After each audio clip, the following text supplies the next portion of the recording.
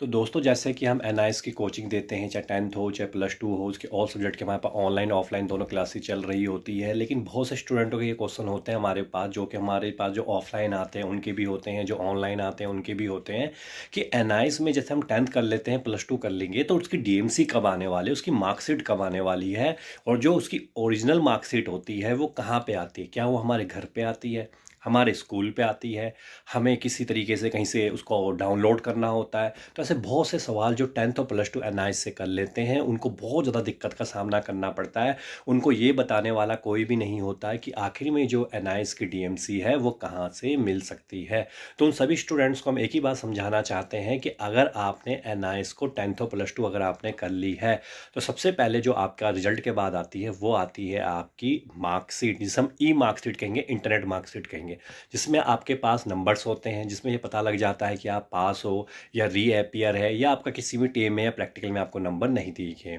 लेकिन जो students clear हो चुके होते हैं, तो उसके बाद आप ये मान के चलिए 15 दिन से लेके 1 महीने के बीच में, वैसे इससे पहले ही कहते हैं लेकिन हम 15 दिन से 1 महीने के बीच लेके चलते हैं, उस केस पे आपकी जो मार्कशीट है वो आपके पास घर तक आ जाती है, या फिर आपकी जो मार्कशीट होती है आपके पोस्ट ऑफिस में आती है, या अगर आपने किसी स्कूल से फॉर्म भरे होंगे या सेंटर से फॉर्म भरे होंगे, उन्होंने अगर वहाँ पर एड्रेस उन्होंने अपना दिया होगा, तो वहाँ पर आपकी मार्कशीट और डीएमसी आएगी। और एक वर्ड होता है डिजी लॉकर। तो डिजी लॉकर का आपका एक पासवर्ड होता है, वो पासवर्ड अगर आप उस पर डालते हैं, जो कि आपका जो डैशबोर्ड होगा एनआईएस का वो वहीं पर ही देखने को मिलेगा, उसमें अगर आप अपना पासवर्ड डालते हैं तो वहाँ से भी आपकी मार्कशीट आपको दिख जाती है। उसको फिर चाहे आप अपना प्रिंट आउट निकाल सकते हैं या फ्यूचर के लिए आप उसको सेव रख सकते हैं। तो इस तरीके से जो मार्कशीट का जो टाइम है, किस तरह से आती है, यह आपको अब तक क्लियर हो चुका होगा। बाकी एनआईएस रिलेटेड कोई भी नई जो अपडेट्स आती है या कुछ भी नया चीज़ आती है वो हम आपको सबसे पहले अपडेट करेंगे।